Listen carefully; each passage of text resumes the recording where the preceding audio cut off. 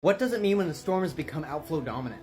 This is a great question because I've never actually seen a hardline definition of what this means. Well, for simplicity's sake, you have to break down the storm into two major parts. Inflow, which is the warm, moist air flowing into the storm, which acts as its fuel, or cool air or outflow blowing out of the storm.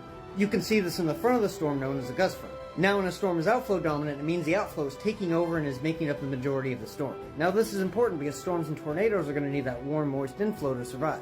And that cold, outflowing air can actually cut off the warm air, effectively cutting off the fuel supply for the storm. So if a storm becomes outflow dominant and it doesn't cycle, it can mark the beginning of the end of the supercell. And tornado development becomes much less likely. Now if you're standing in the right place, you can actually physically feel when a storm becomes outflow dominant. Normally, if you're facing the storm and standing in the inflow, you should be able to feel warm wind at your back blowing towards it. Now if you're standing in the same position and you feel cold air blowing towards you out of the storm, it probably means the storm is becoming or has become outflow dominant. And with that guys, stay safe and keep chasing.